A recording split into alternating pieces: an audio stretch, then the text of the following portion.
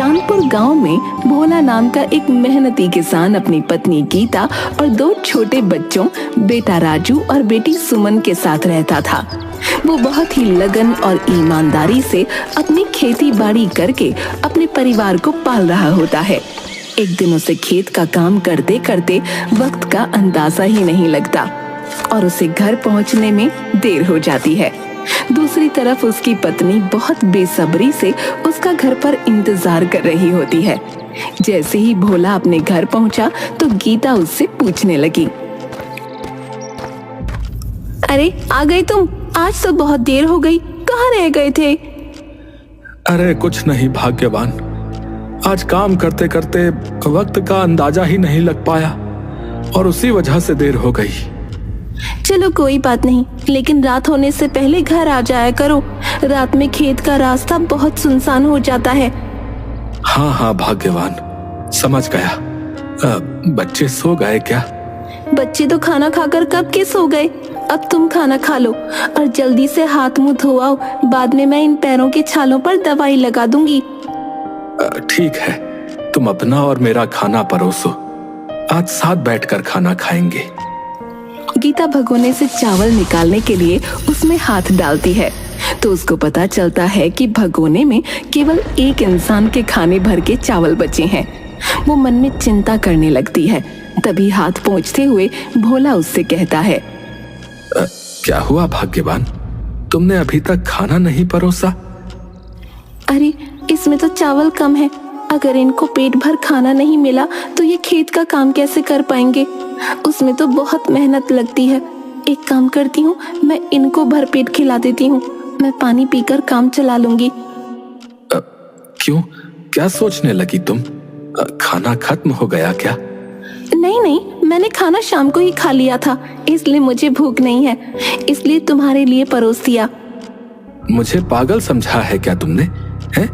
अरे मेरे साथ आकर खाना खाओ, जितना भी है दोनों मिलकर खा लेंगे। अरे नहीं, मुझे भूख नहीं है, तुम खा लो।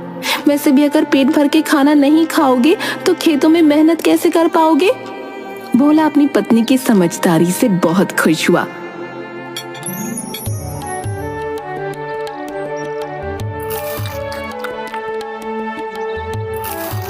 फिर दोनों साथ में खाना खाकर सो जाते हैं। अगले दिन वो जब खेत में काम कर रहा था तो उसका दोस्त राकेश भी अपने खेत से उसको देखता है कि भोला आसमान की तरफ देखकर तेजी से मेड़ बनाने का काम करने लगता है। राकेश उसके पास आकर हंसते हुए कहता है, अरे भोला, अरे तूने ऐसा क्या देखा रे आसमान में जो तेरे काम में हिरन जैसी फुर्ती आ गई? अरे राकेश, तू भी अपने खेत में जाकर जल्दी से मेड़ बना ले, मुझे लगता है आज रात तेज बारिश हो सकती है। अरे कहीं नहीं बारिश हो रही यार, आसमान पूरा साफ है। मैं तो बना ले रहा अपनी मेड़, और तू भी बना ले, मौसम का कोई भरोसा नहीं। ठीक है भोला, तुम अपने खेत की मेड़ बना लो, मैं तो अब कल ही आकर मेड़ बनाऊंगा, आज वैसे भी बहुत काम कर लिया भैया। भोला अब अपने खेत की मेड़ बनाकर अपने घर जाने लगता है और तभी वो देखता है कि राकेश बिना मेड़ बनाए ही अपने घर चला गया।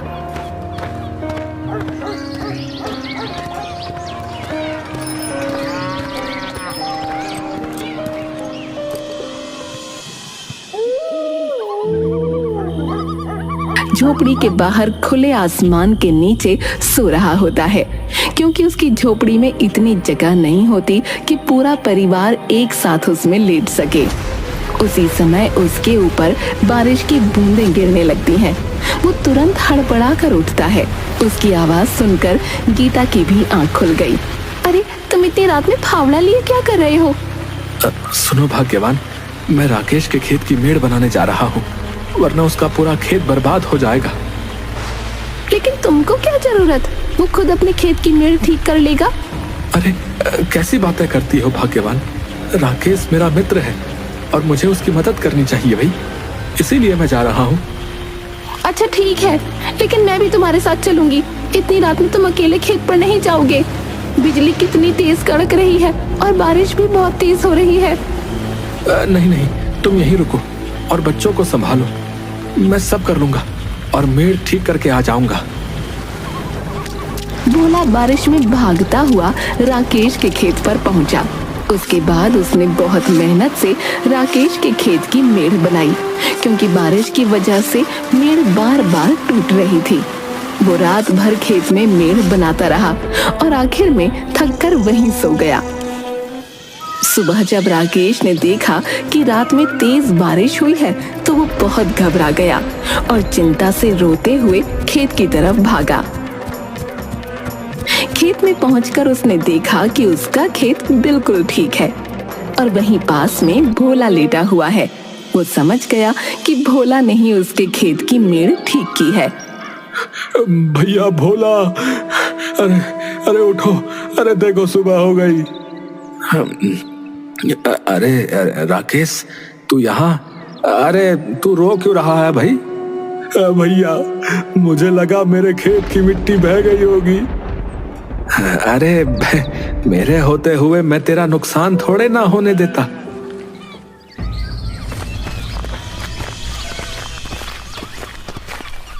तुम्हारा बहुत बहुत धन्यवाद भैया। अगर तुम मेरे बारे में इतना ना सोचते और रात को अपनी नींद ना खराब करते तो आज मेरी फसल का बहुत नुकसान हो जाता, जिसकी भरपाई मैं नहीं कर पाता। अरे ये ठीक कह रहा है भोला भैया, तुम वाकई में सबका बहुत सोचते हो, इसीलिए गांव में तुम्हारी जो है एक अलग पहचान है। हाँ, अरे ऐसा ना कहो भाई, सब अपनी जगह बहुत मेहनत करते हैं। हाँ लेकिन दूसरों का नहीं सोचते ना। खैर चलो, अब तुम जो है घर जाओ और आराम करो। हम सब मिलकर आज जो है तुम्हारा खेत का काम निपटा देंगे। हाँ। भोला अब घर आ जाता है। उसकी तबीयत ठीक नहीं होती, इसलिए गीता उसकी देखभाल करती है। वहीं दूसरी तरफ गांव का एक आदमी मोहन अपनी फसल जमींदार के पास बेचने जाता है, लेकिन जमींदार उसकी फसल को देखकर 10 की जगह 6 रुपए का दाम लगाता है। ये सुनकर मोहन की हालत खराब हो जाती है और वो जमींदार के सामने गिड़गिड़ाने लगता है। जमींदार साहब, ये गलत है, आप मेरी फसल की बहुत कम कीमत लगा रहे हैं। क्या कहा? मैं तेरे साथ गलत कर रहा हूँ? देखो गांव वालों, इसकी फसल देखो जरा। बारिश में भीगी हुई फसल के इसको अच्छे दाम चाहिए। जमींदार साहब, मेरी बेटी की शादी की तैयारी की वजह से मैं खेत पर ध्यान नहीं दे पाया। फसल बस भीगी हुई है, ये धूप में सूख जाएगी। देख मोहन, तुझे समझ आए या नहीं, पर अगर 6 रुपए में फसल बेचनी है तो बेच, वरना उठा अपनी फसल और निकल जा यहाँ से। मोहन अब मजबूरी में अपनी फसल 6 रुपए में जमींदार को बेच देता है, क्योंकि वो सोचता है कि जितना पैसा मिल रहा है वो ही उसके लिए इस वक्त बहुत जरूरी है। बेटी की बारात सर पर है और उसके पास और कोई रास्ता ही नहीं है। वो पैसे लेकर अपने घर चला जाता है। उधर तबीयत ठीक होने के बाद भोला राकेश के घर जाता है और दरवाजे से चिल्लाते हुए राकेश को आवाज लगाता है। राकेश, अरे ओ राकेश, अरे जरा बाहर आओ। आओ आओ भोला भैया, आज हमारे यहाँ कैसे आना हुआ? यार राकेश, मुझे खेत में जुताई करने के लिए पुराने कपड़े चाहिए। मेरे ये कपड़े अभी नए हैं, जिनको मैं शादी बारात में पहन लेता हूँ। अरे क्यों नहीं भैया, अभी लाता हूँ। हाँ जल्दी से ले आओ, फिर मेरे साथ खेत पर चलो। ये लो भैया, अभी तो यही है मेरे पास। अरे वाह राकेश, ये तो बहुत अच्छा है। चलो अब जल्दी से खेत पर चलते हैं, चलो। वो दोनों खेत पर जाकर जुताई का काम शुरू कर देते हैं और वहाँ हल्की हल्की बारिश भी होने लगती है। वहीं पास में बारिश के पानी में नहाते हुए गांव के बच्चे मजे कर रहे थे और भोला और राकेश भी मजे से खेत में मिलकर जुताई का काम कर रहे होते हैं। अचानक राकेश की नजर भोला की धोती पर पड़ी, जिससे रस्सी जैसा कुछ लटक रहा था। राकेश उसको सांप समझकर छड़ी से उसको निकालने लगा, जिससे भोला की धोती खुलकर जमीन पर गिर गई। अरे अरे ये क्या किया राकेश? अरे धोती खोल दी यार तुमने। अरे इसमें सांप था भैया, ये देखो ये देखो। भागो भागो, भोला काका की धोती मिल गई, अब इससे खेलेंगे। ये देखकर राकेश को बहुत हंसी आती है, क्योंकि अब भोला निक्कर पहने हुए जिस पर गीली मिट्टी लगी हुई थी, बच्चों से धोती छीनने के लिए खेत की मिट्टी में गिरते पड़ते उनके पीछे भागने लगा था और एक हाथ से अपना नेकर पकड़े हुए था, जिससे वो खुल न जाए। ये देखकर बच्चे और राकेश को बहुत मजा आता है। वो भोला को पूरे खेत में इधर उधर भगाते हैं। अंत में भोला थक कर एक जगह बैठकर अपनी इस नादानी पर हंसने लगा। अरे क्या भोला भैया, बच्चों को पकड़ नहीं पाए, ये लो अपनी धोती। अरे ये जरा जरा से लड़के जो है बहुत शैतान है भैया, और तुम जो है उनसे ज्यादा शैतान हो, है? खूब मजे ले रहे थे।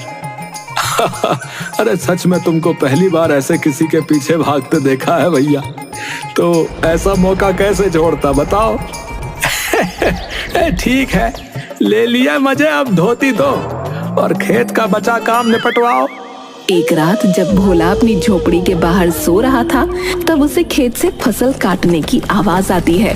वो तुरंत उठता है और उसकी आवाज से गीता भी उठ जाती है। क्या हुआ, ऐसे अचानक कैसे उठ गए? सुनो भाग्यवान, खेत से फसल काटने की आवाज आ रही है। मैं जाकर देखता हूँ कहीं कोई चोर हमारी फसल तो नहीं काट रहा। मैं भी तुम्हारे साथ चलूंगी, तुम्हारा अकेले जाना सही नहीं है। ठीक है, चलो जल्दी। खेत पर पहुंचकर भोला देखता है कि एक आदमी उसकी आधी फसल काट कर लिए जा रहा है, लेकिन वो शांत खड़ा उसको देखता रहता है। लेकिन गीता जैसे ही शोर मचाना शुरू करती है, भोला उसको मना करके घर वापस ले आता है। घर आकर गीता भोला से लड़ने लगती है। कैसे बुज़दिल आदमी हो तुम? चोर तुम्हारे सामने तुम्हारी मेहनत की फसल काट कर ले गया और तुम उसे रोकने के बजाय मुझे यहाँ लेकर आ गए। देखो भाग्यवान, तुम्हारा गुस्सा जायज है, लेकिन वो कोई चोर नहीं, हमारे गांव का ही एक मजबूर आदमी था। ऐसी कैसी मजबूरी कि चोरी करनी पड़े? होती है मजबूरी। खैर अभी सो जाओ, मैं ये सब तुमको जो है कल सुबह समझाऊंगा। अच्छा। अगले दिन गांव वाले अपनी अपनी फसल लेकर बेचने जाते हैं और वहां पर मोहन भी अपनी फसल लेकर आता है, जिसको सब अजीब तरह से देखने लगते हैं, क्योंकि इस बार उसके खेत में फसल ही नहीं होती है। जमींदार उसको बुलाता है। आओ आओ मोहन, फसल लाए हो बेचने? जरा दिखाओ तो फसल कैसी हुई है इस बार। जमींदार साहब, इस बार मैं अपनी फसल को 10 रुपए के हिसाब से ही बेचूंगा, क्योंकि इस बार मैंने बहुत मेहनत से अच्छी फसल उगाई है। मेरे सामने झूठ बोलता है नालायक, है? अरे जब तूने अपने खेत में फसल लगाई ही नहीं तो फसल कैसे हुई तेरी? मुझे पता है ये तूने भोला के खेत से चोरी की है। नहीं नहीं नहीं नहीं जमींदार साहब, ये फसल मेरी ही है, मैंने कहीं से नहीं चुराई। चुप नालायक, गाँव वालों पकड़ो इसे, ये चोर है। मोहन, तुझे मैं अभी पुलिस के हवाले करवाता हूँ। मोहन रोते हुए जमींदार से माफी मांगने लगता है और अपनी बेटी की शादी तक की मोहलत मांगता है। जमींदार उसको थोड़ा समय दे देता है, लेकिन उसी बीच 2-4 दिनों में गांव में और लोगों के यहाँ चोरी हो जाती है, लेकिन किसी को इस बात की भनक नहीं लगती। ये लो जेवर और पैसे, और मेरी लाडली बेटी की शादी में कोई कमी नहीं आनी चाहिए। पिताजी, आपके पास तो पैसे थे नहीं, फिर ये कहाँ से आए? अरे बेटा, ये मुझे जो है ना वो हाँ जमींदार साहब ने दिए हैं और कहा है कि अपनी बेटी की शादी धूमधाम से करो। ये सुनकर मोहन की पत्नी और बेटी बहुत खुश होते हैं। अगले दिन मोहन की बेटी शादी में जेवर पहनकर बैठी थी, तभी एक औरत पीछे से जोर जोर से चिल्लाने लगी। अरे बहन सुनो, ये जेवर तो मेरे हैं, इसके पास कैसे आए? औरत की बात सुनकर वहाँ भगदड़ मच गई। अब हर कोई मोहन की तरफ देख रहा था। तभी जमींदार मोहन से पूछता है, लेकिन मोहन चोरी उसने की है ये बात मानने को तैयार नहीं होता। तब जमींदार पुलिस को बुला लेता है। पुलिस के 2 डंडे पड़ते ही मोहन अपना जुर्म कबूल कर लेता है। मुझे माफ कर दो दरोगा साहब, मैंने अपनी बेटी की शादी में दहेज की मांग पूरी करने के लिए चोरी की थी। झूठ बोलता है, ये इसकी आदत है। पहले भी इसने भोला की फसल चुराई है। अरे चोर कहीं के, अरे पहले चोरी करता है? और पकड़े जाने पर नई नई कहानी सुना रहा है। मोहन की ऐसी हालत देखकर भोला से रहा नहीं जाता और वो भीड़ को चीरता हुआ आगे बढ़कर जमींदार और पुलिस वाले से कहता है, मैं जानता हूँ दरोगा साहब कि मोहन ने मेरी फसल चुराई, लेकिन ये सच बोल रहा है। अरे ये देखो गांव वालों, ये आलिया मोहन का वकील है। एक तो इसने तेरी फसल चुराई, ऊपर से तो इसका ही साथ दे रहा है। भोला सबको बताता है कि एक दिन उसने देखा था कि मोहन चुराया हुआ धन और जेवर मंदिर में रखकर माता के सामने अपनी बेटी की शादी अच्छे से हो जाए उसकी विनती कर रहा था। असल में उसकी बेटी के ससुराल वालों ने आखिरी समय में जेवर और धन की मांग की और अगर वो उसको पूरा नहीं करता तो उसकी बेटी की शादी टूट जाती।